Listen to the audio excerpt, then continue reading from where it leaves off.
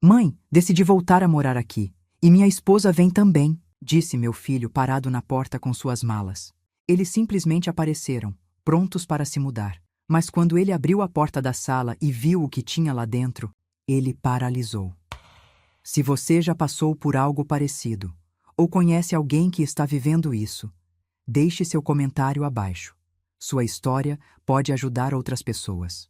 Meu nome é Clara. Tenho 70 anos e, durante quase toda a minha vida, fui a mulher que nunca dizia não. A esposa dedicada, a mãe sempre disponível, a sogra compreensiva. 50 anos ao lado do meu marido, Roberto, criando filhos, mantendo a casa, sendo o alicerce silencioso da família. E então, há 5 anos, Roberto faleceu. Não vou mentir. Os primeiros meses foram terríveis. Acordar numa cama vazia depois de meio século ao lado da mesma pessoa é como se uma parte de você tivesse sido arrancada. A casa parecia grande demais, silenciosa demais. Eu não sabia mais quem era sem o Roberto ao meu lado. Mas a vida, descobri, tem um jeito peculiar de nos surpreender. Foi Vera, minha melhor amiga desde os tempos da escola, quem me empurrou para fora daquele buraco de solidão. Ela apareceu na minha porta numa terça-feira chuvosa, 6 meses após o funeral, com uma sacola cheia de formulários de inscrição. Clara Maria Santos, ela disse, usando meu nome completo como fazia quando estava sendo séria. Você tem 2 opções. Ou você vem comigo para esse curso de pintura em aquarela, ou eu vou te arrastar pelos cabelos. E os 2 sabemos que meus joelhos não aguentam mais uma briga. Eu ri. Pela primeira vez em meses, eu ri de verdade. O curso de aquarela foi apenas o começo. Depois veio o curso de informática básica, onde aprendi finalmente a usar direito aquele celular que o André, meu filho mais novo, tinha me dado. Descobri que eu podia fazer muito mais do que apenas atender ligações. Podia pesquisar receitas, assistir vídeos, conversar com as amigas num grupo do WhatsApp que a Vera criou para nossa turma da aquarela. Eu estava aprendendo a viver de novo. Não como a esposa do Roberto, mas como Clara, só Clara. Com o dinheiro do seguro de vida do Roberto e nossas economias de uma vida inteira, comprei esta casa. Pequena, mas perfeita para mim. 2 quartos, uma sala espaçosa que transformei no meu ateliê improvisado, uma cozinha ensolarada e um quintalzinho nos fundos onde cultivava minhas orquídeas. Pela primeira vez na vida, eu tinha um espaço que era completamente meu. O pressentimento. Tudo estava indo tão bem. Eu tinha minha rotina.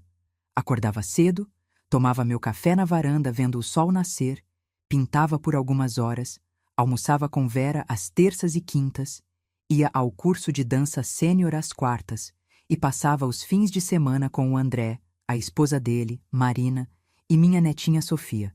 Era uma vida simples, mas era minha vida. Então veio aquela ligação. Era uma sexta-feira, eu me lembro perfeitamente. Estava terminando uma aquarela de um campo de girassóis, inspirada numa foto que tinha visto no grupo do WhatsApp, quando o celular tocou. Mãe? A voz de Marcos soou do outro lado da linha. Marcos é meu filho mais velho. Tem 45 anos. Sempre foi o mais complicado dos 2. Não me entenda mal. Eu amo meus 2 filhos igualmente. Mas enquanto o André sempre foi responsável, trabalhador, presente, o Marcos sempre teve dificuldade de se estabelecer. Mudava de emprego constantemente. Sempre tinha desculpas. O chefe não o valorizava. Os colegas tinham inveja dele. O trabalho estava abaixo das suas capacidades. E eu, boa mãe que sempre fui, acreditava. Ajudava quando podia. Mandava um dinheirinho quando ele dizia que estava apertado. Marcos, filho, como você está? Respondi, largando o pincel. Mãe, eu preciso te contar uma coisa. Havia algo na voz dele. Uma tensão.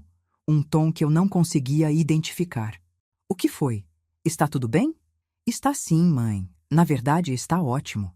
Eu e a Carolina estamos passando por uns ajustes. Sabe como é? A vida na cidade grande está muito cara. E pensei em voltar para mais perto de você. Meu coração deu um pequeno salto. Parte de mim ficou feliz com a ideia de ter o Marcos por perto novamente. Mas outra parte, uma parte pequena, mas insistente, sentiu um aperto no estômago. Voltar? Você vai se mudar de volta para a cidade? É, mãe. E olha, eu ia te perguntar uma coisa. Ele fez uma pausa. Longa demais. Você acha que eu e a Carolina poderíamos ficar uns dias na sua casa? Só enquanto a gente se organiza, arruma emprego, essas coisas. Deveria ter dito não. Olhando para trás agora, eu vejo claramente que deveria ter dito não.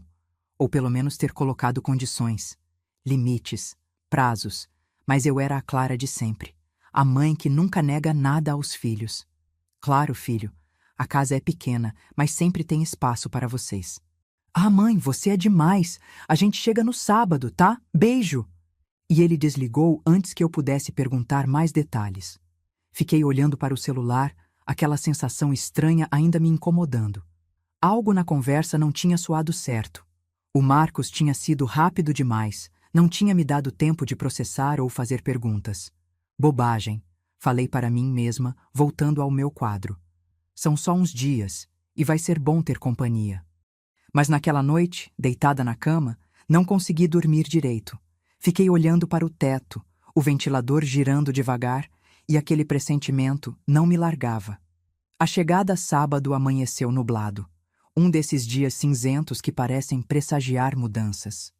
Eu tinha arrumado o quarto de hóspedes, que antigamente era meu quarto de costura, mas que mantinha com uma cama de casal para quando o André e a família vinham passar o fim de semana. Troquei os lençóis, coloquei toalhas limpas, até comprei umas flores para deixar no criado mudo. Quando a campainha tocou, às 10 da manhã, respirei fundo e fui atender. E foi aí que tive o primeiro choque. Marcos estava na porta, mas não estava sozinho. E não tinha uma mochila ou uma malinha de fim de semana. Ele tinha malas. Várias malas grandes. E caixas. Muitas caixas empilhadas ao lado dele. Mãe! Ele me deu um abraço rápido, mas já estava olhando por cima do meu ombro, para dentro da casa. Deixa eu pegar as coisas. Carolina apareceu atrás dele. Sempre achei minha nora bonita, cabelos longos e lisos, sempre bem arrumada, roupas de marca. Mas havia algo nos olhos dela que me incomodava. Algo frio, calculista. Oi, Clara. Ela disse sem calor. Nem sequer me deu um abraço. Oi, Carolina. Mas... São muitas malas para uns dias, não? Tentei manter o tom leve, mas meu coração estava acelerado. Ah, mãe, trouxemos algumas coisas que estavam guardadas lá em casa. Sabe como é? Aproveitar a mudança para organizar. Marcos disse rapidamente, já entrando com as malas. Eles simplesmente entraram. Não esperaram convite. Não perguntaram onde colocar as coisas. Marcos foi direto para o quarto de hóspedes, Carolina atrás dele, e começaram a descarregar tudo como se estivessem se mudando definitivamente. Marcos, filho, espera. Quantas malas são essas? Segui atrás deles. Mãe, calma. É só para organizar melhor enquanto a gente fica aqui. Você disse que tinha espaço, lembra? Sim, eu tinha dito. Mas não era isso que eu tinha em mente quando falei uns dias. Carolina passou por mim carregando uma caixa e foi direto para a sala. Minha sala, meu ateliê. Marcos, talvez seja melhor deixar as caixas no quarto por enquanto, tentei sugerir. Mas quando cheguei à sala, o que vi me fez congelar. Carolina tinha parado no meio da sala, olhando ao redor com uma expressão que só posso descrever como... desdém. Sério, Clara? Você transformou a sala em... isso? A sala, minha sala, estava cheia das minhas coisas. Meu cavalete perto da janela, para aproveitar a luz natural. Prateleiras que eu mesma tinha instalado, cheias dos meus materiais de pintura, pincéis organizados por tamanho, tubos de tinta aquarela perfeitamente arrumados. Uma mesinha lateral com meus esboços. As paredes tinham alguns dos meus trabalhos pendurados. Nada profissional, eu sei, mas eram meus. E no centro, no lugar onde antes havia uma mesa de centro comum, eu tinha colocado minha mesa de trabalho. Uma mesa grande, de madeira clara, onde eu esticava os papéis, misturava cores, deixava meus projetos. Era o meu espaço, o meu santuário. Eu pinto aquarelas, respondi, tentando manter a voz firme. É meu hobby. Marcos entrou atrás de Carolina e parou ao lado dela. Vi quando seu rosto mudou, quando a realização atingiu ele. Mãe, você mudou completamente a casa. Não era uma pergunta. Era quase Uma acusação. Mudei o que precisava mudar para me sentir confortável, respondi, erguendo o queixo. É minha casa. Claro que é, Carolina disse com aquele sorrisinho que não chegava aos olhos. Mas agora que estamos aqui vai precisar de alguns ajustes, não é? Afinal, vamos precisar de espaço de convivência. Isso aqui, ela gesticulou para o meu ateliê com desdém. Vai ter que ir para outro lugar. Senti como se tivessem me dado um tapa.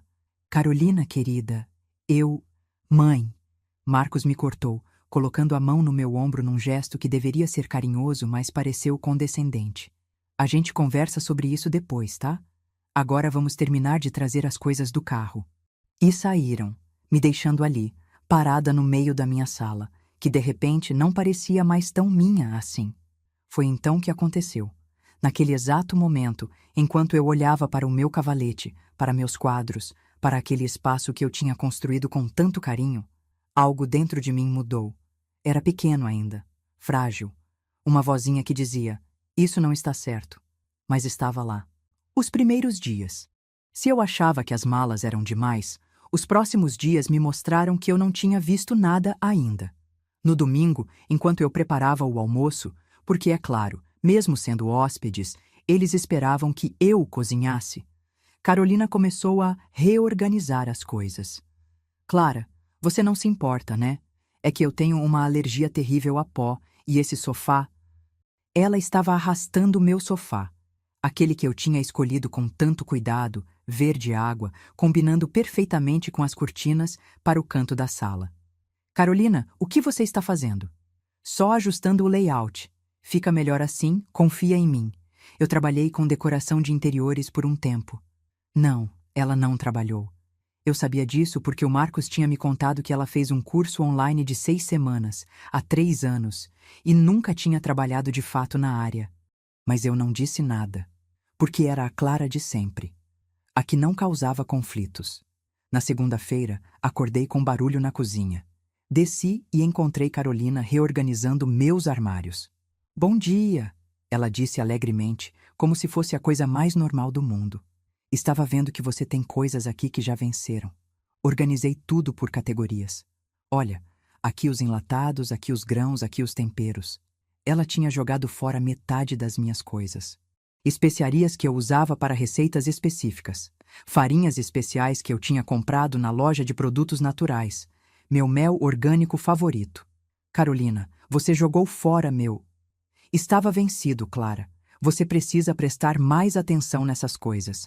Na sua idade, é perigoso consumir produtos estragados.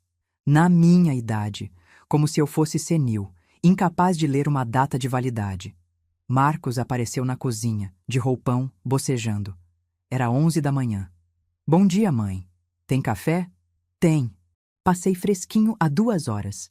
Quando eu acordei, às 7, como sempre. Ele se serviu, sentou-se à mesa e ligou o celular, começando a rolar pelas redes sociais. Filho, você não vai procurar emprego hoje? Ah, mãe, segunda-feira não é bom dia para mandar currículos. Vou começar terça. Carolina se juntou a ele, também mexendo no celular.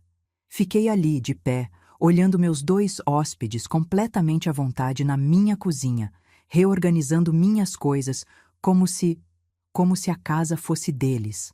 Mas o que eu descobri na terça-feira mudou tudo. Terça-feira era dia de almoçar com Vera. Nossa tradição sagrada de 20 anos. Encontrávamos às 12h30 no café da praça, pedíamos o prato do dia e colocávamos a conversa em dia. Eu precisava desesperadamente daquele almoço. Então, Vera disse assim que sentamos, seus olhos castanhos me estudando com aquela intensidade de quem me conhece há mais de 50 anos. Conta tudo. Como está sendo ter o Marcos e a Carolina em casa? E eu desabei. Contei tudo. As malas, a reorganização da sala, a Carolina tomando conta da cozinha, o Marcos que não saía do celular. Clara, Vera segurou minha mão sobre a mesa. Você percebe que eles não estão visitando, né? Eles se mudaram para sua casa. Mas foi só para uns dias. O Marcos disse... O que o Marcos disse e o que o Marcos está fazendo são 2 coisas diferentes, querida. Ela suspirou. Olha, eu não quero parecer dura, mas você precisa conversar com ele, estabelecer limites. Quanto tempo eles pretendem ficar? Vão contribuir com as despesas? Com a comida? Eu não tinha pensado nisso. Claro que não, porque eu era a mãe. E mães não cobram dos filhos, certo? Vera, eu não posso simplesmente... Pode sim, e deve. Seus olhos ficaram ainda mais sérios. Clara, você trabalhou a vida inteira para ter essa casa, para ter sua independência. Não deixe ninguém, nem mesmo seu filho, tirar isso de você. As palavras dela ficaram ecoando na minha cabeça durante todo o caminho de volta para casa. Decidi que ia conversar com o Marcos naquela mesma noite, estabelecer expectativas, perguntar os planos deles. Mas quando cheguei em casa, o que ouvi mudou tudo. A verdade revelada. Eram 15 horas quando cheguei. A casa estava silenciosa. Pensei que talvez tivessem saído, mas o carro do Marcos estava na garagem. Entrei pela cozinha, planejando fazer um café, quando ouvi vozes vindo do quarto de hóspedes. A porta estava entreaberta. Não era minha intenção escutar. Juro que não era. Mas algo na urgência das vozes me fez parar. Não aguento mais essa casa. Era a voz de Carolina estridente. É tudo velho, tudo desatualizado. E aquele ateliê ridículo dela no meio da sala? Sério, Marcos? Carolina, calma. A gente está há 3 dias aqui. 3 dias que parecem 3 anos. Sua mãe fica olhando para a gente como se estivéssemos fazendo algo errado, só porque reorganizei uns armários. Meu coração começou a acelerar. Fiquei paralisada no corredor. Olha, a voz de Marcos ficou mais baixa, mas ainda conseguia ouvir. Você sabia que seria assim no começo, mas não vai demorar. Quanto tempo, Marcos? Porque eu não assinei para ficar morando de favor com sua mãe. Não é de favor, é a casa dela, mas... Bem, quando ela passar a escritura para o meu nome, minhas pernas ficaram fracas. A escritura? No nome dele? Aí a gente faz o que quiser. Reforma, vende, sei lá. Mas primeiro precisamos dela confiar na gente, parecer que estamos aqui para cuidar dela. Eu tinha que estar ouvindo errado. Meu filho não podia estar dizendo o que eu achava que estava dizendo. E se ela não passar? Carolina perguntou. E se ela teimar em ficar com a casa no nome dela? Houve uma pausa. Longa. Pesada. Daí a gente parte para o plano B. Que é... Existem formas legais de declarar uma pessoa incapaz de tomar decisões, principalmente na idade dela. A gente contrata um advogado, diz que ela está confusa, que não consegue mais cuidar de si mesma, e aí você fica com o controle de tudo. Carolina completou, e eu podia ouvir o sorriso na voz dela. Exatamente. De qualquer forma, essa casa vai ser nossa em alguns meses. Ela só ainda não sabe disso. Senti como se o chão tivesse se aberto sob meus pés. Não consegui mais ouvir o resto. Virei-me e saí pela porta da cozinha o mais silenciosamente possível. Meu coração batendo tão forte que tinha certeza de que eles conseguiriam ouvir. Caminhei pela rua sem direção. Minhas pernas tremiam. Minha visão estava embaçada por lágrimas que eu me recusava a deixar cair. Meu filho, meu primogênito. A criança que eu carreguei no colo, que eu embalei quando tinha febre, que eu ensinei a amarrar os sapatos, a andar de bicicleta, que eu ajudei com a lição de casa, que eu consolei em cada decepção, estava planejando me roubar. Não, pior. Estava planejando me declarar incompetente, incapaz. Tirar não só minha casa, mas minha autonomia, minha dignidade. Quando finalmente parei de andar, percebi que tinha ido até a praça onde ficava o café. Sentei-me num banco, as pernas finalmente cedendo. Foi ali, naquele banco de praça, que a Clara antiga morreu. E uma nova Clara começou a nascer. A decisão. Não sei quanto tempo fiquei sentada ali. O sol estava começando a se pôr quando senti uma mão no meu ombro. Clara? Era Vera. O que aconteceu? Te vi da janela do apartamento. Você está pálida. E então eu contei. Tudo o que tinha ouvido. Cada palavra horrível. Vera ficou em silêncio por um longo momento. Quando falou, sua voz estava diferente, mais dura do que eu já tinha ouvido. Clara, você precisa ir para casa agora e expulsar os dois. Eu não posso fazer isso. Minha voz saiu fraca. É meu filho, Vera. Meu filho. Seu filho está planejando te roubar, te declarar incapaz. Você entende o que isso significa? Ele vai te trancar em algum asilo horrível e vender sua casa enquanto você não pode fazer nada para impedir. As lágrimas finalmente caíram. Ele é tudo que eu tenho. Não é? Vera me sacudiu pelos ombros, gentil, mas firme. Você tem o André, tem a Marina e a Sofia, tem a mim, tem suas amigas do curso, tem sua vida, Clara. Essa vida linda que você construiu depois de anos de luto. Ela estava certa. Eu sabia que estava.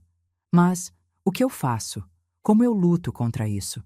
Primeiro, Vera puxou o celular dela. Você vai ligar para minha sobrinha, a Helena. Lembra dela? Advogada, especializada em direito de família e idosos. Vera, eu não tenho dinheiro para... A consulta inicial é gratuita. E quando ela ouvir o que você tem para contar, tenho certeza de que vai te ajudar. Ela já estava digitando. Vou mandar uma mensagem para ela agora. Você vai na casa dela amanhã de manhã, primeira coisa. E à noite, quando eu voltar para casa. À noite. Vera me olhou nos olhos. Você age normal. Não deixa transparecer que sabe de nada. Sorri. Seja educada. E enquanto isso, observa tudo. Qualquer coisa que possa servir de prova. Provas? Clara, em casos assim você vai precisar de evidências. Do comportamento deles, dos planos deles, de tudo. Ela apertou minha mão. Eu sei que parece assustador. Mas você não está sozinha, ouviu? Eu estou com você. Vamos passar por isso juntas. Respirei fundo, sequei as lágrimas. Tudo bem, eu consigo fazer isso. Consegue sim. Vera me ajudou a levantar. Agora vai para casa. E lembra, nada de demonstrar que você sabe. Ainda não. Aquela caminhada de volta foi a mais difícil da minha vida. Cada passo me aproximava da casa que eu tanto amava, mas que de repente parecia um campo de batalha. Quando abri a porta, Marcos estava na sala, no meu sofá, assistindo TV. Mãe, onde você estava? Já são quase 7 horas. Fui almoçar com a Vera e acabamos conversando mais do que o normal, respondi, forçando um sorriso. Desculpa se preocupei vocês. Ah, tudo bem. É que a gente ia pedir comida, mas não sabia se você já tinha feito jantar. É claro que não, porque esperar que eles fizessem a própria comida seria demais. Não se preocupa, vou preparar algo agora. Fui para a cozinha e comecei a tirar coisas da geladeira com mãos que ainda tremiam levemente. Carolina apareceu, encostou-se no batente da porta. Clara, queria conversar com você sobre uma coisa. Meu coração disparou. Será que eles sabiam que eu tinha ouvido? Sim. É que a gente estava pensando. Essa casa é grande demais para você sozinha, não acha? E manter ela deve custar caro. Impostos, contas, manutenção. Eu me viro bem, respondi, mantendo os olhos nas cebolas que estava picando. Sim, mas, na sua idade, essas preocupações não são necessárias, sabe? O Marcos e eu estávamos conversando. Que tal se você passasse a casa para o nome dele? Assim você não precisa mais se preocupar com papelada, burocracias. Ele cuida de tudo para você. Era exatamente o que eu tinha ouvido, mas ouvir de novo, cara a cara, com aquele tom falso de preocupação, apertei a faca com mais força. É uma ideia, consegui dizer com voz neutra. Mas não é algo para decidir assim, de uma hora para outra. São decisões grandes. Claro, claro. Só plante a sementinha na sua cabeça. Ela sorriu. Afinal, somos família. Só queremos o melhor para você. Depois que ela saiu, fechei os olhos e respirei fundo. Vera tinha razão. Eu precisava de ajuda. Precisava de um plano. E pela primeira vez na vida, eu ia lutar. Doutora Helena Santos tinha um escritório pequeno, mas impecável no centro da cidade. Quando entrei, às 9 da manhã daquela quarta-feira, tinha dito ao Marcos e à Carolina que ia ao médico, ela me recebeu com um sorriso caloroso. Tia Vera me contou um pouco da situação, ela disse, indicando uma cadeira confortável. Mas quero ouvir de você. Sem pressa. Me conta tudo. E eu contei. Desde o telefonema do Marcos, passando pelas malas, pela reorganização da casa, até a conversa que tinha ouvido. Helena fez anotações em silêncio, sua expressão ficando cada vez mais séria. Clara, ela disse quando terminei. Infelizmente, o que você está descrevendo é mais comum do que você imagina. Abuso financeiro de idosos por membros da família. E você agiu certo em vir até mim. Mas Legalmente, eu posso fazer alguma coisa? Quero dizer, eles ainda não fizeram nada de ilegal, não é? Só conversaram entre eles. Planejamento de fraude é crime, Clara. E tentar declarar alguém incapaz, sem fundamento real, apenas para obter vantagem financeira, também é. Helena se inclinou para a frente. Mas aqui está o problema. Você vai precisar de provas, gravações dessa conversa, evidências de que eles estão usando seus recursos sem permissão. Documentação de qualquer tentativa deles de coagi-la ou manipulá-la. Meu coração afundou. Eu não gravei nada, só ouvi. Ainda não gravou. Ela sorriu gentilmente. Mas pode começar agora, e vou te dar outras orientações.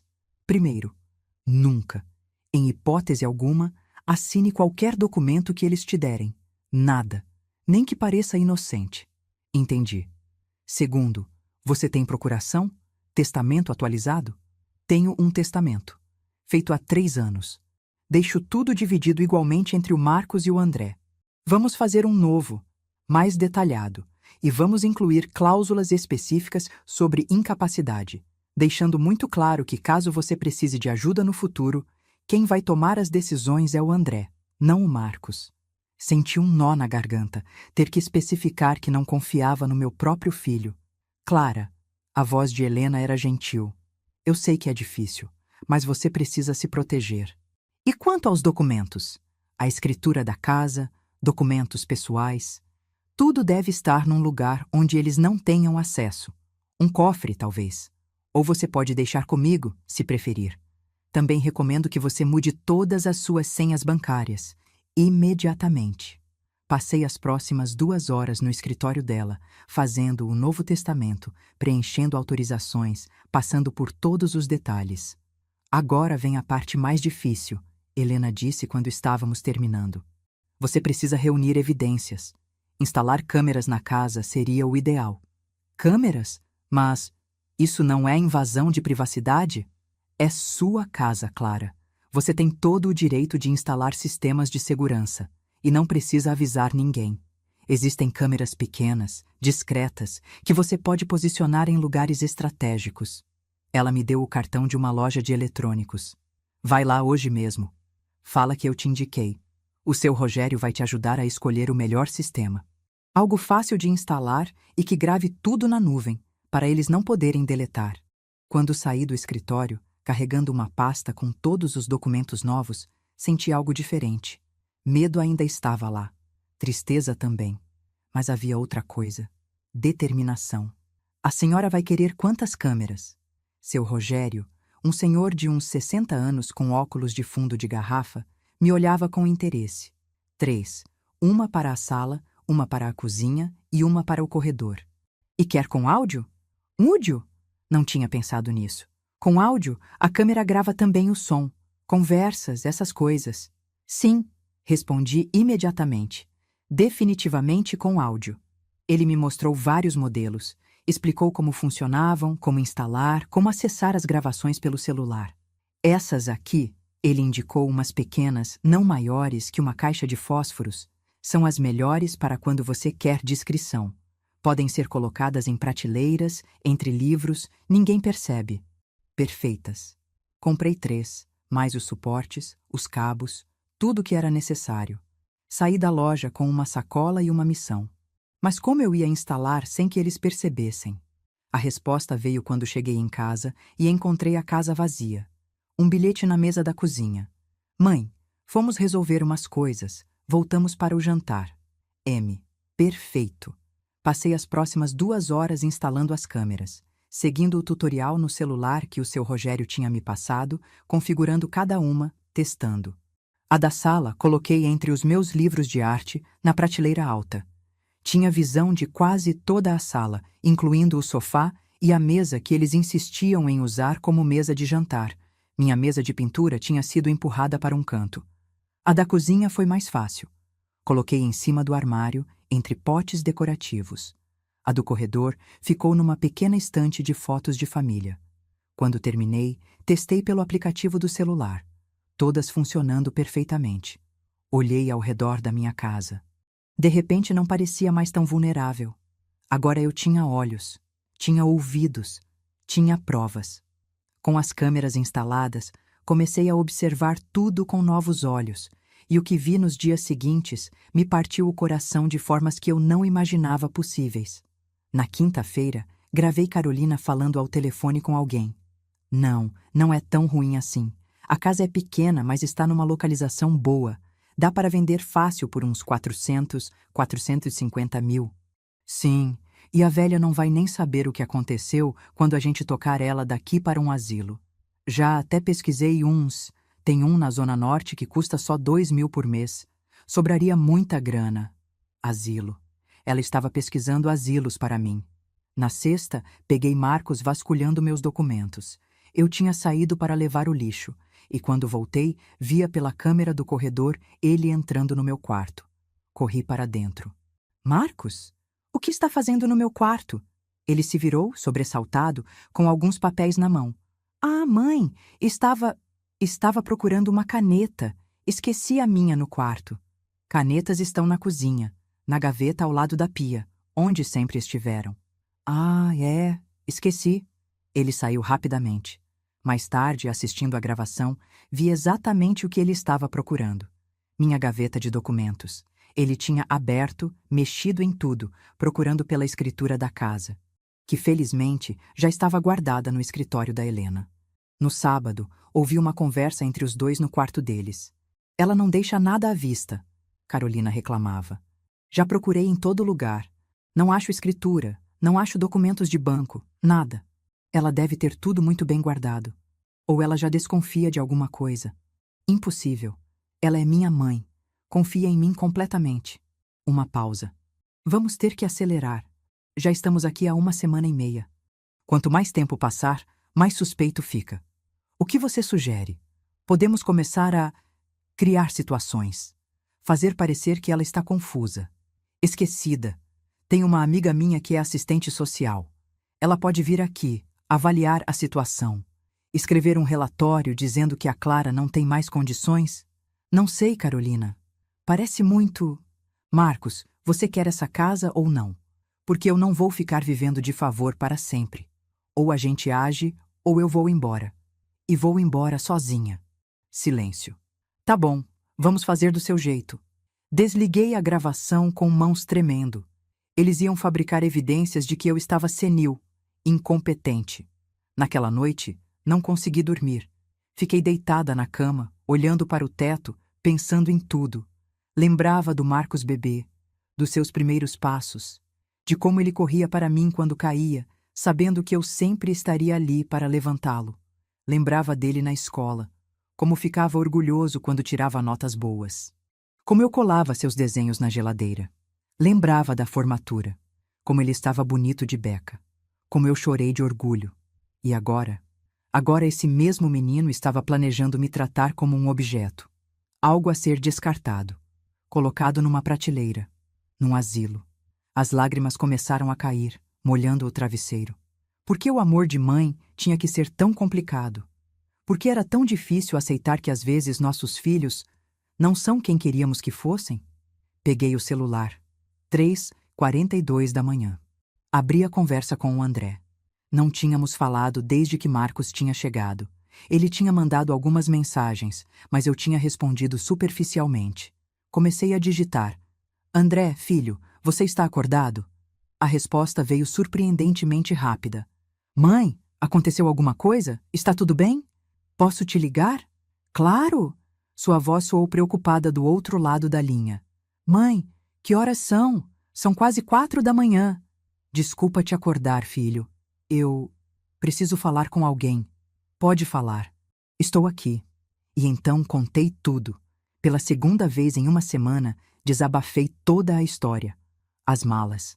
A conversa que ouvi. O plano deles, as câmeras, as gravações. O silêncio do outro lado, quando terminei, foi ensurdecedor. Mãe, a voz do André estava diferente, controlada, mas conseguia ouvir a raiva por trás. Você está me dizendo que o Marcos está planejando te roubar? Te declarar incapaz? Sim. E você tem provas disso? Tenho. Gravações. Outra pausa. Mãe, você precisa expulsar ele de casa. Agora. Eu sei, filho. Eu sei, mas eu preciso fazer isso do jeito certo. A advogada disse. Que advogada? Contei sobre a Helena, sobre o testamento novo, sobre os documentos protegidos. Antimo, ótimo que você fez isso. Ele respirou fundo. Olha, amanhã, quer dizer, hoje, mais tarde, eu vou aí. Quero ver essas gravações. Eu preciso ver com meus próprios olhos o que esse idiota está fazendo. André, não precisa. Preciso sim, mãe. Você é minha mãe também. E ninguém vai fazer isso com você. Ninguém. Desliguei o telefone sentindo algo que não sentia há dias. Esperança. Domingo amanheceu ensolarado. Irônico, considerando a tempestade que se aproximava. André chegou às 10 da manhã, sem avisar. Tocou a campainha insistentemente até eu atender. Marcos estava na sala, no sofá, de pijama, assistindo TV. André? Ele pareceu genuinamente surpreso. O que está fazendo aqui? Vim visitar minha mãe. Algum problema? A tensão era palpável. Claro que não, mano. Entra! Carolina desceu as escadas naquele momento, ainda de camisola. Quem é? Quando viu André, sua expressão azedou. Ah, oi. Carolina. André mal olhou para ela. Virou-se para mim. Mãe, podemos conversar? No seu quarto? Claro, filho. Ignoramos os olhares curiosos de Marcos e Carolina enquanto íamos para o meu quarto. Fechei a porta atrás de nós. Mostra as gravações, André disse sem rodeios. Peguei meu celular e abri o aplicativo. Mostrei a ele as principais conversas que tinha gravado. A da quinta, com Carolina falando sobre asilos. A da sexta, com Marcos vasculhando meus documentos. A de ontem, planejando fabricar evidências. Assisti o rosto do André ficar cada vez mais vermelho. Suas mãos fechavam em punhos. Esse filho da... Ele se controlou. Mãe, por que você não me contou isso antes? Eu não sabia como. E tinha vergonha. É meu filho, André. Seu irmão. Eu criei vocês dois da mesma forma, com o mesmo amor. E ele... Como ele pôde? Minha voz falhou. André me abraçou. Não é culpa sua, mãe. Você foi uma mãe maravilhosa. Para os dois. Mas o Marcos sempre foi assim. Sempre quis o caminho fácil. Sempre manipulou as situações a favor dele. Lembra quando a gente era criança e ele fingia que estava doente só para não ir à escola? Lembrava. Roberto tinha até levado ele ao médico várias vezes, até descobrirmos que era mentira. E quando ele pegou o dinheiro da sua carteira e culpou o garoto da limpeza? Também lembrava. O pobre rapaz tinha sido demitido. Só semanas depois descobrimos a verdade. Eu achei que ele ia mudar quando crescesse, sussurrei. Alguns nunca mudam, mãe. Só ficam melhores em esconder. André respirou fundo. Mas agora chega. Ele vai embora. Hoje. André, espera. A advogada disse que eu preciso fazer isso com cuidado. Com cuidado? Mãe, eles estão planejando te colocar num asilo, te roubar. Não tem com cuidado aqui. Eu sei. Mas se eu fizer errado, eles podem... Podem o quê? Te processar? Com que dinheiro? Com que advogado? Ele segurou meus ombros. Mãe, você tem as provas. Você tem a casa no seu nome. Você está no direito. Eles é que estão errados. Ele estava certo. Eu sabia que estava. Me dá uma semana, pedi. Só mais uma semana para organizar tudo direitinho. Falar com a advogada. Ter um plano sólido. André não parecia convencido, mas assentiu. Uma semana. Mas eu vou estar aqui com você. Vou ficar de olho neles. Voltamos para a sala juntos. Marcos estava de pé agora, claramente desconfortável com a presença do irmão. Tudo bem aí? Ele tentou soar casual. Tudo ótimo, André respondeu sentando-se na poltrona. Na verdade, estava pensando em passar mais tempo com a mãe. Faz tempo que a gente não se vê direito. Vi o olhar que Marcos e Carolina trocaram. Não gostaram nada disso. Legal, Marcos disse. Mas você não tem que trabalhar amanhã? Tenho. Mas posso trabalhar de casa alguns dias. Aliás, mãe, você se importa se eu usar seu quarto de hóspedes? O silêncio que se seguiu foi pesado. O quarto de hóspedes está ocupado, Marcos disse lentamente. Ah, é? Por quanto tempo vocês estão planejando ficar mesmo? Não sei. Por quê? Só curiosidade.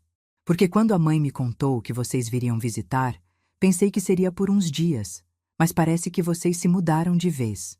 A gente está entre casas, procurando algo mais barato.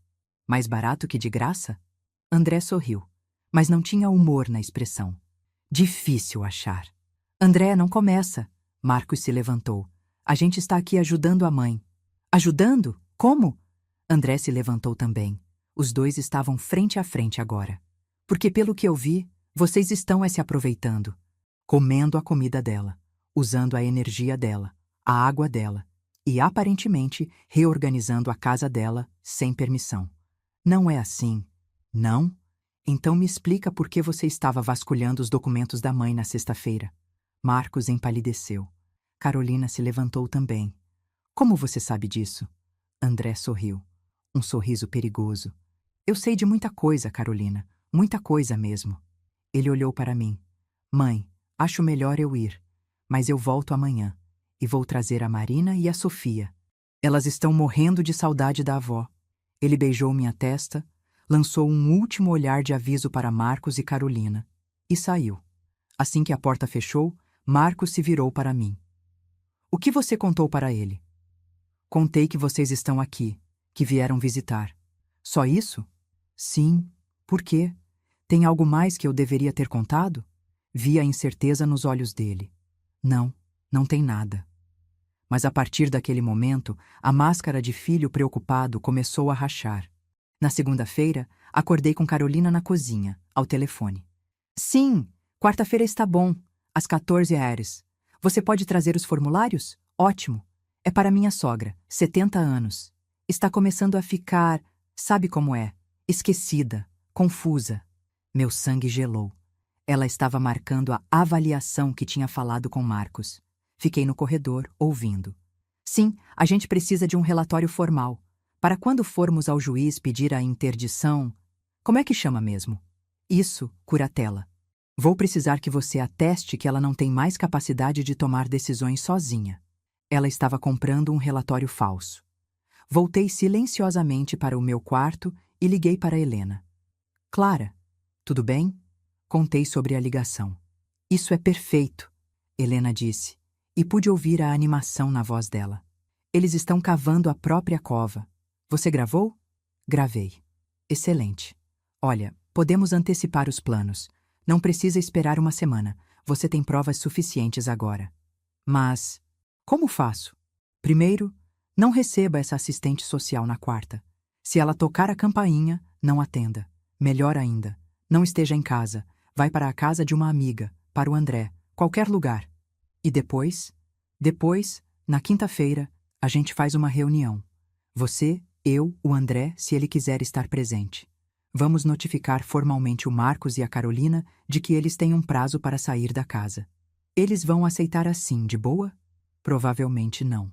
Mas aí a gente parte para medidas legais. Com as provas que você tem, consigo uma ordem de despejo em dias. Respirei fundo. Tudo bem, vamos fazer isso. Terça-feira à noite, estava na cozinha preparando o jantar quando ouvi um grito vindo da sala. Marcos, vem ver isso! Larguei o que estava fazendo e corri. Carolina estava de pé na frente da estante, segurando uma das minhas câmeras na mão. Meu coração parou. O que é isso? Ela perguntou quando Marcos entrou. Ele pegou a câmera das mãos dela, examinou. É uma câmera de segurança. Ele virou-se para mim, seus olhos estreitando. Mãe, por que tem uma câmera escondida na sala? Pensei rápido. É para segurança. Com vocês aqui, achei melhor ter um sistema. Segurança contra quê? Contra quem? Carolina perguntou, sua voz subindo. Contra ladrões, ora. Contra qualquer um que queira entrar quando não estou em casa. Mas ela está apontada para dentro da casa. Para a sala. Marcos estava ficando vermelho. Você está nos espionando? Não estou espionando ninguém. É minha casa. Tenho todo o direito de ter câmeras de segurança. Tem mais? Carolina já estava procurando. Encontrou a da cozinha em segundos. Tem outra aqui. Marcos já estava no corredor procurando. Encontrou a terceira. Ele voltou para a sala segurando as 3 câmeras, seu rosto uma máscara de raiva. Quanto tempo? Ele praticamente cuspiu as palavras. Quanto tempo você está nos gravando? Desde semana passada. Semana passada? Carolina gritou. Você estava nos gravando esse tempo todo? Sim. Isso é invasão de privacidade. É ilegal. Na verdade, uma voz falou da porta. Não é. Todos nos viramos. André estava ali, com a Helena ao seu lado. Sou a advogada de Clara. Helena entrou, tirando uma pasta da bolsa. E posso garantir que instalar câmeras de segurança na própria casa é perfeitamente legal, mesmo sem avisar os hóspedes. E você gravou essas coisas? Marcos apontou para as câmeras que segurava. Gravei. E fiz backup de tudo, na nuvem, fora do alcance de vocês. Vi quando a realização atingiu o rosto dele. Você ouviu? Ouvi, respondi, minha voz firme pela primeira vez em semanas. Ouvi vocês planejando me roubar, me declarar incapaz, me colocar num asilo, vender minha casa, tudo. Carolina estava pálida. Marcos, vermelho. Mãe, não é... Não minta para mim. A minha voz saiu alta, surpreendendo até a mim mesma. Não agora, não depois de eu ter ouvido tudo. O silêncio que se seguiu foi absoluto. Helena deu um passo à frente. Marcos, Carolina, vim aqui hoje para notificá-los formalmente. Ela tirou um papel da pasta. Vocês têm uma semana, a partir de hoje, para deixar esta propriedade. Se não o fizerem voluntariamente, vou requerer uma ordem judicial de despejo. Você não pode fazer isso. Carolina encontrou a voz. A gente não tem para onde ir. Deviam ter pensado nisso antes de planejar colocar a dona da casa num asilo, André falou, sua voz gelada. Marcos olhou para mim e por um segundo, só um segundo, vi algo no rosto dele. Culpa, arrependimento. Mãe, Não! Ergui a mão. Não quero ouvir, não agora. Vocês têm uma semana. Usem-na com sabedoria. E saí da sala, deixando-os ali, com suas mentiras expostas e seus planos destruídos. Naquela noite, pela primeira vez desde que eles tinham chegado, dormi em paz. A guerra tinha sido declarada, e eu não ia perder. Os dias seguintes foram os mais tensos da minha vida. Marcos e Carolina não saíram imediatamente. Claro que não, mas também não falavam comigo. Quando nos cruzávamos na casa, o silêncio era pesado, carregado de raiva não dita e acusações mudas. Na quarta-feira, como Helena havia previsto, a tal assistente social tocou a campainha. Eu não estava em casa. Estava na casa de Vera, tomando chá e me sentindo mais forte do que nunca. Como está se sentindo? Vera perguntou, colocando mais açúcar no meu chá, mesmo sabendo que eu preferia sem. Estranhamente bem, respondi, e era verdade. Eu devia estar arrasada, não é? Meu filho está tentando me roubar, mas eu só sinto alívio por finalmente saber a verdade, por estar fazendo algo a respeito. É porque você está recuperando seu poder. Vera sorriu. Você passou a vida inteira sendo a Clara que todos esperavam que você fosse, a esposa perfeita, a mãe dedicada. E agora você está sendo apenas você mesma. Ela tinha razão. Meu celular tocou. Era André. Mãe, você precisa ver isso. O quê? Vem para casa. Agora. Cheguei em casa para encontrar André, Marina e a pequena Sofia me esperando na sala. Marcos e Carolina estavam trancados no quarto. O que aconteceu? Eles receberam uma visita. Marina disse, seus olhos brilhando. Um corretor de imóveis. Meu sangue gelou. Um corretor? É. André mostrou uma foto no celular. Um homem de terno na porta da minha casa. Ele tocou a campainha, o Marcos atendeu, conversaram por uns 10 minutos. Consegui fotografar de longe. Procurei o nome dele. É um corretor conhecido, especializado em vendas rápidas. Eles estão tentando vender minha casa, sussurrei, mesmo sabendo que eu sei do plano. Não só isso, André continuou. Liguei para um conhecido meu que trabalha no cartório. O Marcos tentou dar entrada numa procuração falsa ontem, dizendo que você tinha assinado dando poder a ele para vender a propriedade. Mas eu não assinei nada. Eu sei. E o cara do cartório também sabia. Ele comparou com a assinatura dos documentos que você tem lá arquivados. Não batia.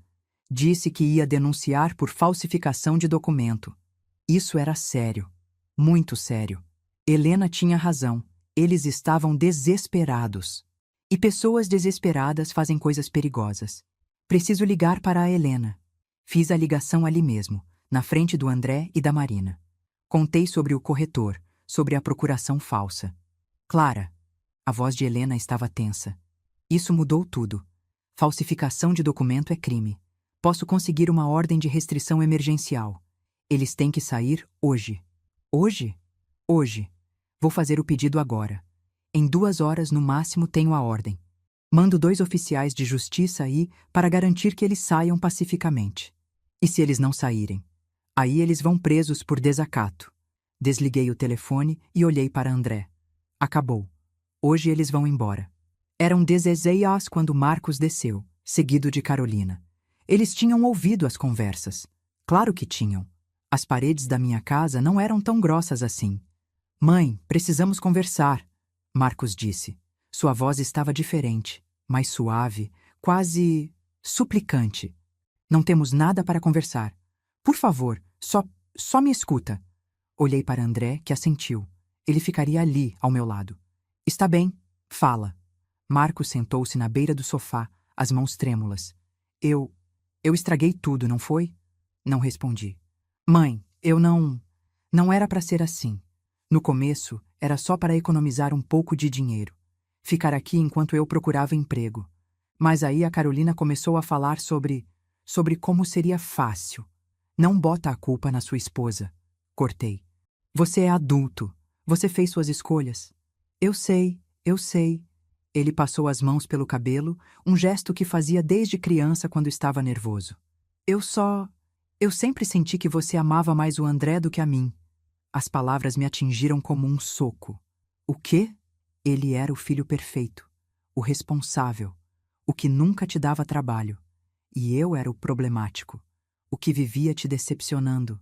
Marcos, eu sei que você nunca disse isso, mas eu sentia. E quando o papai morreu, e você comprou essa casa com o dinheiro do seguro, eu pensei, esse dinheiro deveria ser nosso, meu e do André, não dela para gastar numa casa nova. Fiquei em silêncio, processando aquelas palavras. Você está me dizendo, falei lentamente, que planejou me roubar porque estava com ciúmes do seu irmão e ressentido por eu ter usado meu dinheiro para comprar minha casa? Quando dito assim, soava ridículo até para ele. Não era só isso. Era exatamente isso, Marcos. Levantei-me. Você não me vê como sua mãe.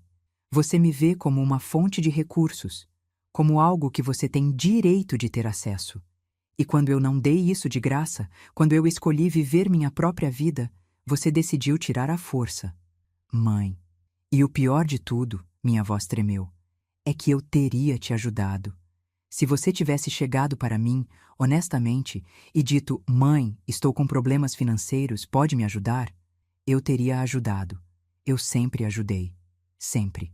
Mas você escolheu mentir. Manipular. Roubar. Carolina se levantou. Olha, nós cometemos erros, ok? Mas não precisamos levar isso para o lado legal. Podemos resolver entre família. Família? André levantou-se também. Você estava planejando colocar nossa mãe num asilo. Era só um plano. Não chegamos a fazer nada. Só porque ela descobriu antes. A discussão estava escalando quando a campainha tocou. 2 homens de uniforme estavam na porta. Oficiais de justiça. Clara Maria Santos? Sou eu. Temos uma ordem de despejo emergencial contra Marcos Henrique Santos e Carolina Silva Santos. Eles entraram, mostraram os papéis para Marcos e Carolina. Vocês têm 1 hora para recolher seus pertences essenciais e deixar a propriedade. O resto dos bens pode ser recolhido em data posterior, com agendamento prévio e na presença de testemunhas. 1 hora? Carolina gritou. Vocês não podem fazer isso. Podemos sim, senhora. E vamos, sugiro que comecem a arrumar. A hora seguinte foi caótica. Marcos e Carolina subiam e desciam as escadas, jogando roupas em malas, discutindo sobre o que levar, o que deixar. Eu me sentei na cozinha, tomando chá, enquanto André ficava de guarda com os oficiais de justiça. Clara, Vera tinha chegado assim que soube. Como está? Cansada, admiti, mas aliviada. Sofia, minha netinha de 8 anos, veio me abraçar. Vovó, o tio Marcos está indo embora? Está, querida. Por quê? Como explicar para uma criança que o tio dela tentou roubar a avó? Às vezes, disse cuidadosamente, as pessoas fazem escolhas ruins, e essas escolhas têm consequências. Ela assentiu como se entendesse perfeitamente. Eu te amo, vovó. Eu também te amo, meu amor. Foram 17h30 quando Marcos desceu pela última vez, arrastando 2 malas grandes. Carolina estava atrás, carregando bolsas. Ele parou na porta da cozinha. Mãe, olhei para ele. Meu filho, meu primogênito. E vi não o homem que ele se tornou, mas o menino que ele foi. Adeus, Marcos.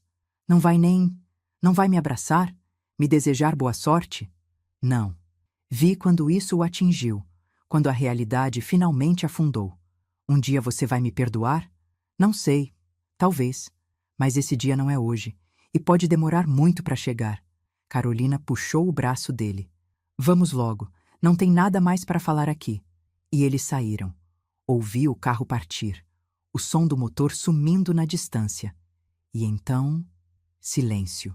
O silêncio mais doce que eu já ouvi. Os dias seguintes foram estranhos. A casa parecia diferente, maior, mais leve, como se um peso tivesse sido removido. André e Marina ficaram comigo por alguns dias, ajudando a reorganizar tudo. Desmontamos a decoração que Carolina tinha feito. Colocamos meu sofá de volta no lugar. Reorganizamos a cozinha do meu jeito. E a sala... a sala. André e Marina me ajudaram a montar um ateliê de verdade. Compramos uma mesa nova, maior. Novas prateleiras para meus materiais. Uma cadeira confortável, um abajur com luz perfeita para pintar à noite. Pronto, André disse, olhando ao redor satisfeito. Agora sim ficou perfeito. E estava. Estava mais do que perfeito. Era meu. Na sexta-feira, Vera veio jantar. Fizemos uma festa pequena. Só eu, ela, André, Marina e Sofia. Um brinde. Vera ergueu a taça de vinho. A Clara, a mulher mais corajosa que eu conheço. A vovó. Sofia ergueu seu copo de suco. A mãe, André completou, seus olhos marejados. Naquela noite, depois que todos foram embora, sentei-me no meu ateliê. Peguei um papel em branco, minhas tintas, meus pincéis e comecei a pintar. Não sabia o que estava pintando no início. Deixei as cores me guiarem.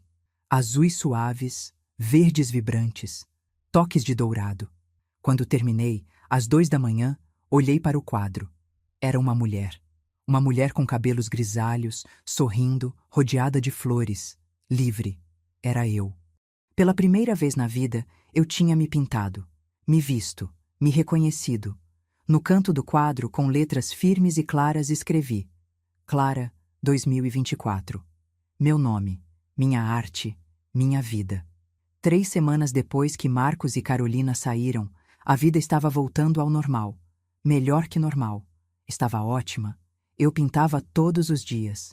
Tinha me inscrito em um grupo de arte no centro comunitário. Tinha até vendido 2 aquarelas numa exposição local. Pequena, mas minha. Foi numa terça à tarde que meu celular tocou. Número desconhecido. Alô? Clara? Uma voz feminina, tensa. Sou Teresa, irmã da Carolina. Meu estômago se apertou. O que você quer? Olha, eu sei que você não tem nenhuma razão para me ouvir, mas... Preciso te contar uma coisa. Sobre o Marcos e a Carolina. Não quero saber. Eles estão planejando processar você. Parei no meio da pincelada. O quê? Estão dizendo que você os expulsou ilegalmente. Que você mentiu sobre as gravações. Que você é quem está tentando roubar deles. Meu sangue ferveu. Isso é... mentira. Eu sei que é mentira. A Carolina me contou a verdade quando estava bêbada semana passada. Contou tudo. Os planos. O que eles queriam fazer com você. Teresa suspirou. Olha, eu não concordo com o que eles fizeram. Por isso estou te avisando. Eles contrataram um advogado. Vão alegar que você tem demência, que as gravações foram fabricadas, que você é paranoica e expulsou eles sem motivo. Mas eu tenho provas. Eu sei, por isso estou te ligando, para você estar preparada. O processo deve ser protocolado até o fim da semana. Desliguei o telefone e imediatamente liguei para Helena. Eles vão fazer o quê? Repeti o que Teresa tinha dito. Ok. Helena estava em modo advogada total. Isso na verdade é ótimo. Um timo? Sim, porque agora eles vão ter que entrar num tribunal. E eu vou poder apresentar todas as provas oficialmente. As gravações. O testemunho do cara do cartório sobre a procuração falsa. Tudo. Eles estão cavando a própria cova. Mas, e se o juiz acreditar neles? E se acharem que eu sou quem está inventando? Clara, respira. Você tem um histórico impecável. Documentação médica recente mostrando que está perfeitamente capaz. Testemunhas. O André, Vera, suas amigas do curso de arte. E mais importante, você tem gravações deles admitindo o plano. Ela tinha razão. Eu sabia que tinha. Mas ainda assim, a ideia de ir a tribunal, de ter que encarar o Marcos de novo. Quando você acha que vai ser a audiência? Provavelmente em umas 3, 4 semanas. Vou começar a preparar nossa defesa hoje mesmo. Nos dias seguintes, começou a campanha de difamação. Primeiro foi a tia Lourdes, irmã do Roberto, que me ligou. Clara, o Marcos me contou que você o expulsou de casa. Como você pôde fazer uma coisa dessas? Tia Lourdes, ele é seu filho. Família não faz isso com família. A senhora não sabe o que ele... Sei que ele é um bom menino que estava passando por dificuldades e você o abandonou. Estou muito decepcionada com você, Clara. E desligou. Depois foi a prima Joana. Depois a vizinha antiga. Depois pessoas que eu nem sabia que Marcos conhecia. Todas com a mesma história. Clara, a mãe cruel que expulsou o filho necessitado, e a nora, grávida. Espera, grávida? Liguei para Helena imediatamente. Eles estão dizendo que a Carolina está grávida? Aparentemente. Vi nas redes sociais dela. Postou uma foto com teste de gravidez positivo. Isso muda alguma coisa? Para o caso? Não. Para a opinião pública? Pode mudar. Eles vão usar isso para ganhar simpatia. E usaram. Posts no Facebook, Instagram, até TikTok. Estou grávida e sem teto porque minha sogra nos expulsou. Família que se vira contra a família. Quando os idosos ficam cruéis. Cada post tinha centenas de comentários, a maioria apoiando eles, me chamando de monstra, de mãe desnaturada. Alguns comentários eram terríveis. Velha egoísta. Você vai apodrecer no inferno. Seus filhos deviam te abandonar num asilo para você ver como é. Parei de ler depois do 20º comentário. Não olha isso, Vera disse, tirando o celular da minha mão. Não vale a pena, mas todo mundo vai achar que eu sou um monstro. Quem importa sabe a verdade, e os outros, que se danem. Mais fácil falar do que fazer. A audiência foi marcada para uma segunda-feira, às 9h da manhã. Não dormi na noite anterior. Fiquei ensaiando o que ia dizer, como ia me comportar, se ia conseguir manter a calma quando visse o Marcos. Helena passou na minha casa às 7h. Pronta? Não, mas vamos mesmo assim. André e Marina vieram também. Vera. Até algumas das minhas amigas do curso de arte. Você tem um exército, Helena sorriu. Eles não têm chance. O tribunal era intimidador. Paredes cinzas, luzes fluorescentes, cheiro de papel e medo. Marcos e Carolina já estavam lá, com um advogado que parecia ter saído de um comercial de TV. Terno caro demais, cabelo engomado demais. Marcos não olhou para mim. Carolina me lançou um olhar de puro ódio. Todos de pé, o oficial anunciou. Juíza Fernanda Almeida presidindo. A juíza era uma mulher de uns 50 anos, cabelos presos num coque severo, expressão que não revelava nada. Caso número 2024-08756. Marcos Henrique Santos e Carolina Silva Santos versus Clara Maria Santos. Processo de interdição e questionamento de despejo. Dr. Rodrigo, pode começar. O advogado de Marcos levantou-se, toda pose e confiança. Excelência, estamos aqui hoje porque uma mãe, numa demonstração incompreensível de crueldade, expulsou seu próprio filho e sua nora, que está grávida, de casa. Meu cliente veio até a residência materna procurando ajuda temporária e foi recebido de braços abertos. No entanto, semanas depois, sem nenhum aviso prévio, sem nenhuma justificativa razoável, a senhora Clara aqui presente os expulsou. Mais ainda, ela alega ter gravações que provam algum tipo de plano malicioso por parte dos meus clientes. Gravações essas que foram obtidas ilegalmente, sem consentimento, e que acreditamos serem manipuladas ou completamente fabricadas. Ele fez uma pausa dramática. Excelência, meu cliente está preocupado com a saúde mental de sua mãe. Uma mulher de 70 anos, vivendo sozinha, que de repente se torna paranoica e acusa o próprio filho de crimes absurdos. Acreditamos que ela não está mais em condições de tomar decisões por si mesma e pedimos que o tribunal considere a interdição, com meu cliente assumindo a curatela. Senti meu sangue ferver, mas Helena tocou meu braço gentilmente. Calma, minha vez. Ela se levantou e sua postura era completamente diferente, firme, mas sem a pose teatral. Excelência, a narrativa apresentada pela defesa é tocante. Porém, é ficção. Os fatos que tenho documentados aqui, ela ergueu uma pasta gorda, contam uma história muito diferente. A senhora Clara não expulsou seu filho por crueldade. Ela o expulsou porque descobriu que ele e a esposa estavam planejando fraudá-la, roubá-la e, eventualmente, declará-la incapaz para tomar controle de seus bens. As gravações que mencionei não são fabricadas. Tenho os arquivos originais, com metadados que provam data e hora. E mais, tenho testemunho documentado de funcionário do cartório sobre uma tentativa de falsificação de procuração por parte do Sr. Marcos. Ela colocou a pasta na mesa. Quanto à questão de consentimento para as gravações, em residências privadas, o proprietário tem todo o direito de instalar sistemas de segurança. A senhora Clara instalou câmeras em sua casa. Casa essa que está no nome dela, comprada com dinheiro dela. Os hóspedes não tinham expectativa legal de privacidade absoluta. A juíza olhou para Marcos. Senhor Marcos, o senhor tentou falsificar uma procuração? O advogado dele respondeu rápido. Excelência, foi um mal-entendido. Perguntei ao seu cliente, Dr. Rodrigo. A voz da juíza era afiada. Marcos engoliu em seco. Eu tentei dar entrada num documento, mas... Um documento com a assinatura da sua mãe? Sim, mas... Assinatura que ela diz não ter feito? Silêncio. Doutora Helena, pode apresentar as evidências? Helena conectou um laptop ao projetor do tribunal. Com a permissão da corte, gostaria de reproduzir alguns trechos das gravações. E então, para toda a sala ouvir, tocou as conversas. A voz de Carolina.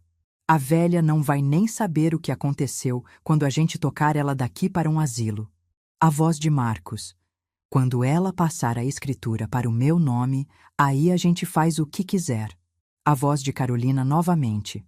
O corretor disse que consegue vender fácil por 400 mil. A cada frase, via o rosto da juíza ficar mais duro. Quando Helena desligou o áudio, o silêncio na sala era absoluto. Senhor Marcos, a juíza disse, sua voz gelada. O senhor tem algo a dizer em sua defesa? Ele abriu a boca. Fechou. Olhou para o advogado, que parecia querer estar em qualquer outro lugar. Foi a Carolina. Ela que teve a ideia.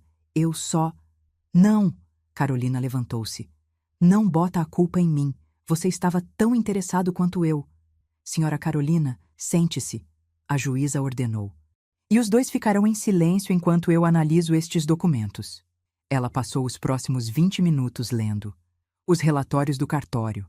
Os laudos médicos meus mostrando que eu estava em perfeita capacidade mental. Os depoimentos de Vera, do André, das amigas do curso. Finalmente, ela levantou os olhos. Bem, isso é um dos casos mais flagrantes de tentativa de fraude familiar que já vi. Senhor Marcos, senhora Carolina, os senhores têm sorte de eu não estar mandando prendê-los imediatamente. Ela bateu o martelo. O pedido de interdição é negado, completamente, absolutamente negado. A senhora Clara está evidentemente em plenas faculdades mentais. O despejo foi legal e justificado. Mais ainda, estou emitindo uma ordem de restrição. Os senhores não podem se aproximar da residência da senhora Clara, nem entrar em contato com ela por nenhum meio, sob pena de prisão. Ela olhou para o advogado deles. Doutor Rodrigo, sugiro fortemente que oriente seus clientes a não abrirem mais processos frívolos. Da próxima vez, não vou ser tão gentil. Bateu o martelo novamente. Caso encerrado.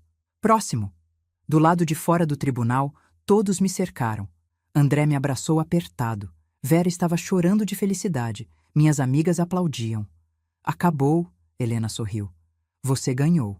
E então vi Marcos. Ele estava sozinho, encostado numa parede, enquanto Carolina discutia furiosamente com o advogado deles a alguns metros de distância.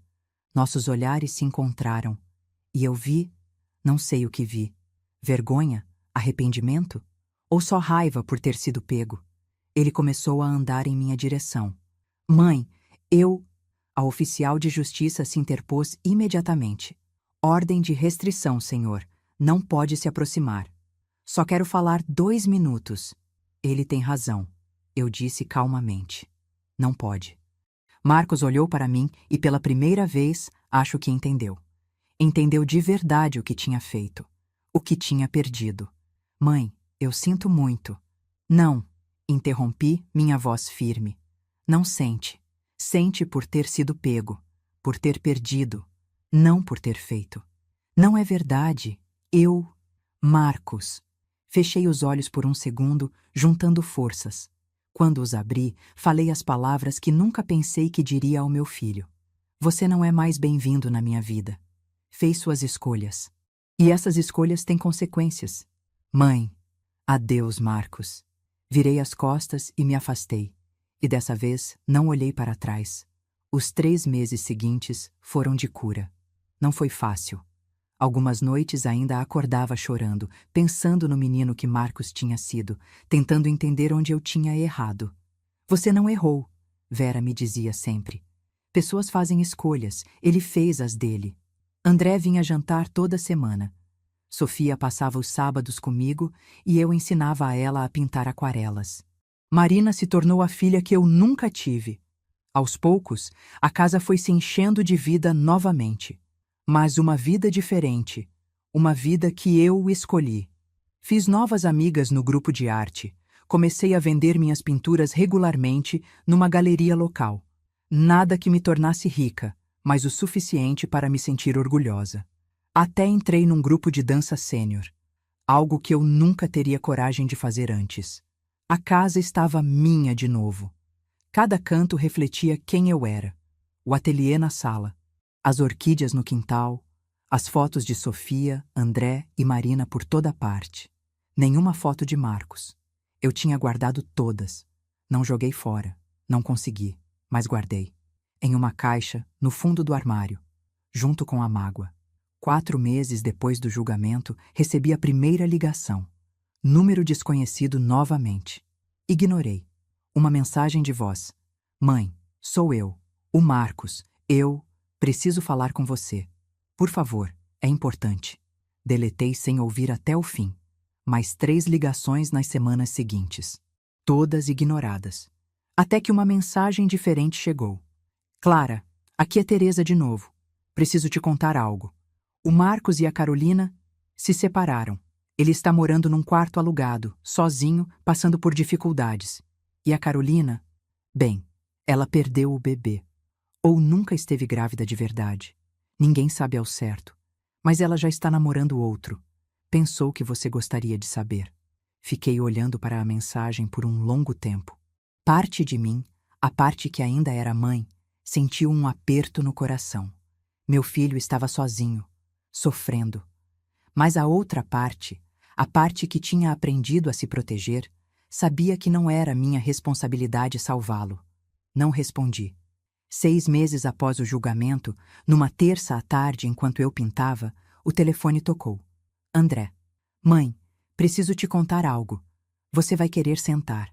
Meu coração acelerou. O que foi? O Marcos está no hospital. O mundo parou. O que aconteceu? Tentativa de suicídio. Ele tomou uma overdose de remédios. A senhoria encontrou ele e chamou a ambulância a tempo. Ele vai sobreviver, mas... Mãe, está mal. Muito mal. Não consegui falar. Lágrimas caíam sem que eu percebesse. Ele está pedindo para você visitar. Continua dizendo seu nome. Eu... Não posso, André. A ordem de restrição... Eu conversei com a Helena.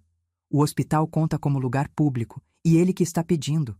Você pode visitar se quiser, mas só se você quiser. Desliguei o telefone e fiquei ali, parada, com o pincel ainda na mão, tinta pingando no chão. Marcos tinha tentado se matar. Meu filho tinha tentado se matar. E a última coisa que eu tinha dito para ele foi: adeus. Vai. Vera apareceu na porta. Ela tinha uma cópia da chave para emergências. Eu sei que está pensando em ir. Então vai. Mas eu disse que não queria mais contato. E você não precisa restabelecer contato, mas você precisa de fechamento. Tanto você quanto ele. Vai. Ouve o que ele tem para dizer. E então, decide. A ala psiquiátrica do hospital era deprimente. Paredes brancas, iluminação forte demais, cheiro de desinfetante. Marcos estava num quarto pequeno, deitado na cama, conectado a vários monitores. Quando me viu, seus olhos se encheram de lágrimas. Mãe. Sentei-me na cadeira ao lado da cama. Mantive distância. O André me contou. Eu não sabia mais o que fazer. Sua voz estava rouca. Estraguei tudo. Perdi você. Perdi a Carolina. Perdi meu emprego. Minha casa. Tudo. Marcos. Não, deixa eu falar, por favor. Ele se sentou com dificuldade. Eu passei os últimos meses pensando sobre tudo que fiz, sobre quem eu me tornei. E eu tenho nojo de mim mesmo, mãe. Nojo. Fiquei em silêncio, deixando-o continuar. Você me criou para ser melhor que isso. Você e o pai. Vocês me deram amor, educação, oportunidades. E eu joguei tudo fora. Por quê? Por ganância. Por inveja do André. Por fraqueza. Ele limpou as lágrimas. Quando o juiz leu aquelas gravações no tribunal, quando eu ouvi minha própria voz falando aquelas coisas horríveis, eu não me reconheci. Como eu pude planejar fazer aquilo com você? Com a mulher que me deu a vida, que sacrificou tanto por mim? Eu também gostaria de saber, respondi, minha voz saindo mais firme do que esperava. Eu não tenho desculpa. Não tenho. Só posso dizer que me perdi. Deixei a Carolina me influenciar, sim, mas não posso botar toda a culpa nela. Eu escolhi participar. Eu escolhi ser essa pessoa. Ele me olhou nos olhos. Não estou pedindo perdão. Sei que não mereço. Só queria que você soubesse que eu entendo agora. Entendo o que fiz. E vou passar o resto da vida tentando ser uma pessoa melhor, mesmo que você nunca mais queira me ver. O silêncio que seguiu foi pesado. O psicólogo aqui disse que eu preciso aceitar as consequências das minhas ações. E a maior consequência é perder você. E eu aceito. Mesmo que doa mais do que qualquer coisa. Respirei fundo. Marcos, eu preciso te perguntar uma coisa. E quero uma resposta honesta. Qualquer coisa. Se você tivesse conseguido, se eu não tivesse descoberto a tempo, você realmente teria me colocado num asilo? Teria me declarado incapaz? Teria vendido minha casa? Ele fechou os olhos. Uma única lágrima escorreu. Eu não sei. Quero acreditar que, na hora H, eu não teria conseguido. Que algo em mim teria acordado. Mas eu estava tão cego, tão perdido no plano que... Talvez sim. E isso me apavora. Pelo menos era honestidade. Você sabe que quase me matou descobrir isso, né? Não fisicamente, mas emocionalmente. Você quase destruiu minha capacidade de confiar, de amar, de acreditar em família. Eu sei. E sinto muito. Tanto. Levantei-me. Marcos, eu não sei se consigo te perdoar. Não agora. Talvez nunca. Mas não quero que você morra. Não quero que você desista da vida.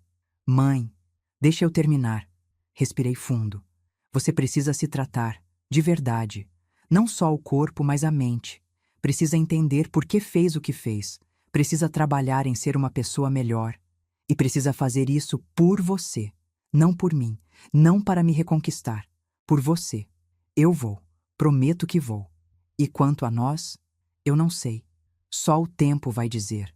Mas por agora, preciso de distância. Preciso curar. E você também. Caminhei até a porta, parei. Marcos? Sim. Apesar de tudo, ainda sou sua mãe. E uma parte de mim sempre vai amar o menino que você foi. Mas o homem que você se tornou, esse eu preciso aprender a conhecer e confiar. E isso pode levar anos, ou pode nunca acontecer. Você entende? Entendo. Cuida-se. E quando sair daqui, constrói uma vida boa, uma vida da qual você possa se orgulhar. Vou tentar.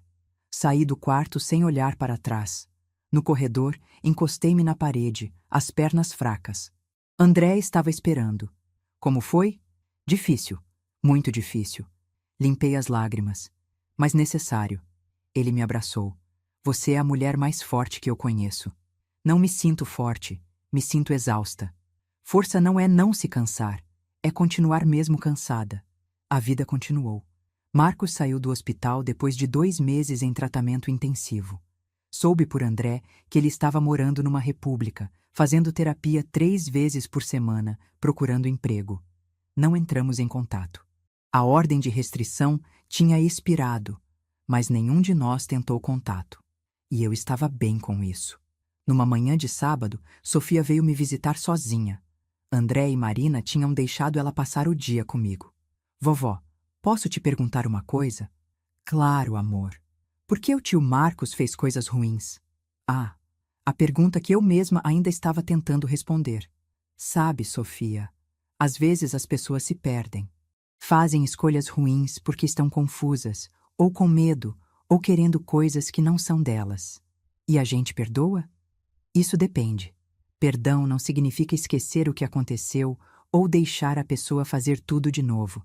Significa liberar a raiva do nosso coração para que a gente possa seguir em frente. Você perdoou o tio Marcos? Pensei com cuidado. Estou no caminho. Ainda não cheguei lá, mas estou caminhando. Ela assentiu, satisfeita com a resposta. Vovó? Sim, você é a vovó mais corajosa do mundo. E naquele momento, acreditei nela.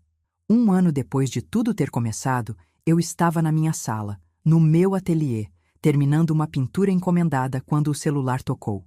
Número desconhecido. Quase não atendi, mas algo me fez aceitar.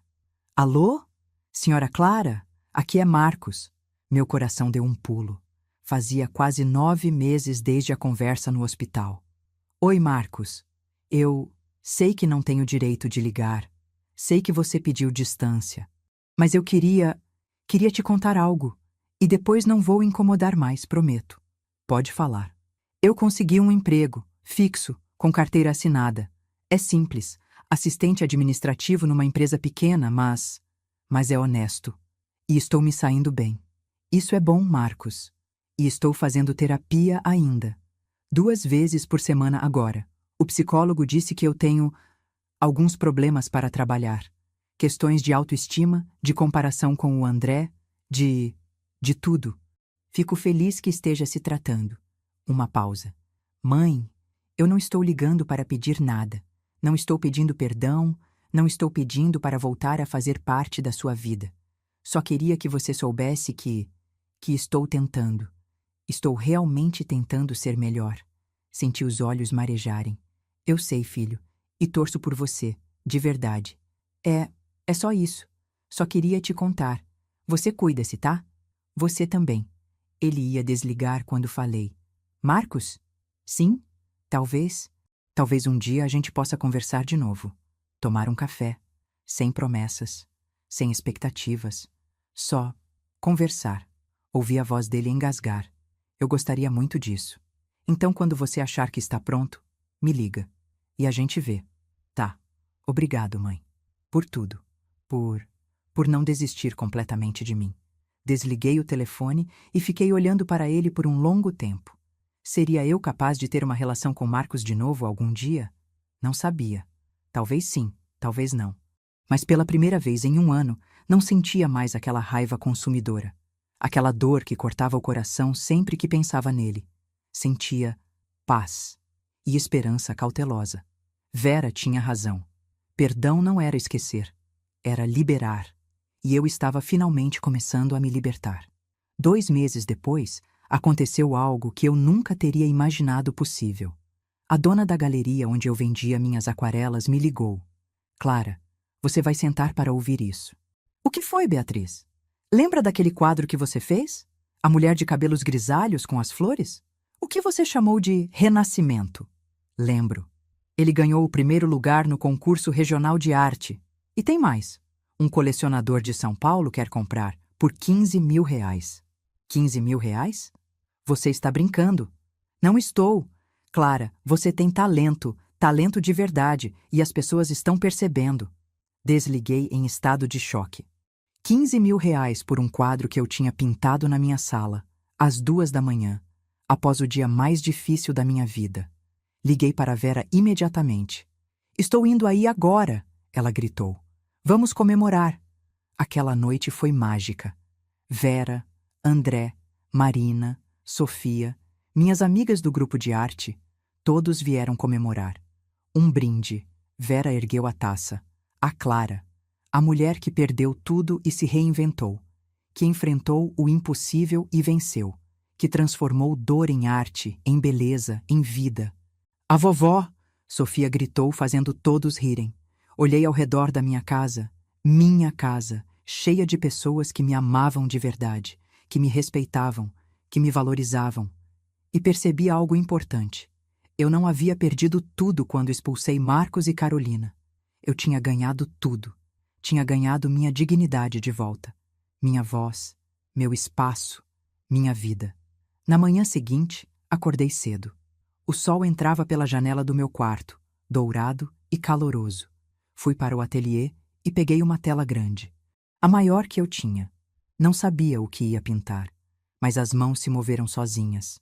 Cores foram aparecendo, formas, linhas. Pintei por horas, sem pausas, como se estivesse em transe. Quando finalmente parei, o sol já estava se pondo. E olhei para o que tinha criado. Era uma casa. Minha casa. Com janelas iluminadas, flores no jardim, um céu azul acima. E na porta, uma mulher. De cabelos grisalhos, sorrindo, os braços abertos. Livre, feliz, inteira.